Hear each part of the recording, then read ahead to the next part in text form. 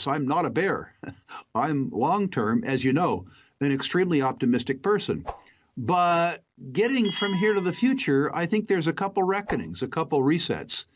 And to the extent that your viewers express concern about that, it's because they did okay in arithmetic in school. Anybody who did okay in arithmetic is going to have a very difficult time reconciling the net present value of liabilities at $150 trillion being serviced by a budget that's in deficit $3 trillion a year. It doesn't work. In a recent segment, finance expert Rick Rule delves into the alarming trajectory of U.S. liabilities, which are skyrocketing at a staggering rate of over $3 trillion annually, surpassing $34 trillion in total. With off-balance sheet obligations included, estimates soar to a jaw-dropping $150 trillion. Rule emphasizes the critical need for attention to these figures, outlining 3 potential avenues for resolution: aggressive benefit cuts, debt repudiation, or inflation-driven currency devaluation. He underscores the gravity of the situation, stressing the necessity for viewers to grasp the implications, particularly in light of the growing distrust in the US dollar internationally. Rule's insights underscore the urgency of the situation and serve as a call to action for us to stay informed and prepared.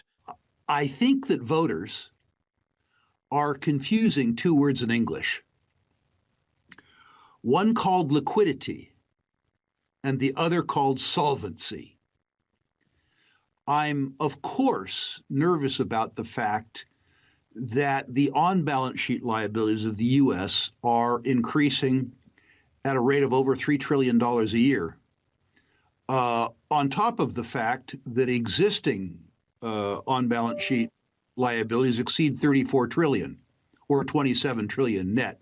It's interesting that when we use the phrase a trillion, it isn't an accessible number to most people. Their eyes glaze over. It's incomprehensible. And as a consequence of that, they don't know what to make of it. And as a consequence of that, they don't seem to get scared. What bothers me more are the off-balance sheet liabilities, the net present value of entitlements, social care, Social Security, Medicare, Medicaid. In other words, me, 71-year-old people who, with the exception of me, are beginning to consume more than they produce. The combined liabilities of off-balance sheet and on-balance sheet are estimated by the Congressional Budget Office to exceed $150 trillion. Now, there's only 2 ways out of this. You can cut benefits really, really, really aggressively. 3 ways, really. You can renounce your debts, or you can devalue the currency through inflation.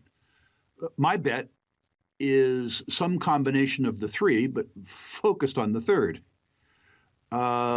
All of those are unpleasant. And by the way, despite all this, I'm not a bear. I'm long-term, as you know, an extremely optimistic person. But getting from here to the future, I think there's a couple reckonings, a couple resets. And to the extent that your viewers express concern about that, it's because they did okay in arithmetic in school. Anybody who did okay in arithmetic is going to have a very difficult time reconciling the net present value of liabilities at $150 trillion being serviced by a budget that's in deficit $3 trillion a year. It doesn't work. Land/property, maybe, to the extent that money flows out of the U.S. market and makes credit less available, given that the real estate market is so credit dependent. You might not find the same response to real estate that you've seen in prior markets. I'm not saying you will or you won't. I disagree with the thesis that, I do agree that the U.S. dollar is becoming a less important trade mechanism than it was, but its former market share was 100%. And while we are doing our very best as a country to wreck our currency, we're thus far unsuccessful, because as idiotic as we seem to be smarter than the foreigners. It is true that the Russians and the Saudis and the Persians and the Chinese and the Brazilians and the South Africans and all of these people are tired of being lectured by the morons in Washington. It is also true that the weaponization of the US dollar has meant that increasingly people whose policies are at odds to American policies want to find exchange mechanisms outside the US dollar. My experience has been doing business internationally for 40 years. As much as they distrust us, they trust us more than they trust each other. And I would suspect that fears of, as an example, the BRICS currency eclipsing the US currency in my lifetime, I'm a very healthy 71-year-old, are very, very, very overblown. The liquidity and the transparency and the depth of the US dollar debt market is so deep that my suspicion is whether other people like it or not, they're going to use it. Will the Russians occasionally settle an oil and gas sale in Chinese renminbi? Yes, to the extent that they can turn around and spend renminbi. Will the Russians acquire substantial amounts of renminbi denominated debt? Or, more importantly, will the Chinese add on very many 10-year ruble denominated notes? Almost certainly not. The increase that you've seen in the gold price in the absence of any retail buying in Western Europe and North America is testimony to the fact that global central banks, reacting to the weaponization of the US dollar and not trusting each other on Monday to fulfill their obligations on Tuesday, are seeing that they have no alternative but to increase their gold holdings, both as a store of value and as a medium of exchange. If they succeed in establishing central bank digital currencies, then there's no saving us. At least there's no saving us in a formal market. Then the people who bought large quantities of junk silver will have their revenge. You, in that circumstance, won't be able to use a kilo bar because you won't be able to make change. The combination of a central bank digital currency with the social credit technology that the Chinese are employing today means that if the federal government didn't like the way that we spoke in an interview, or didn't like the drugs that we either bought or didn't buy, that they could in fact cancel our currency. And this is truly scary. Mercifully, and this will get us some more hate in the comment section, there are 400 million guns in private circulation in the United States.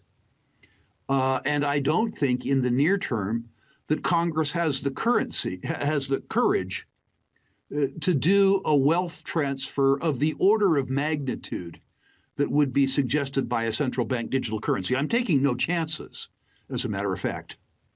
When I go into a restaurant and tip a waiter or a waitress, I tip them in cash.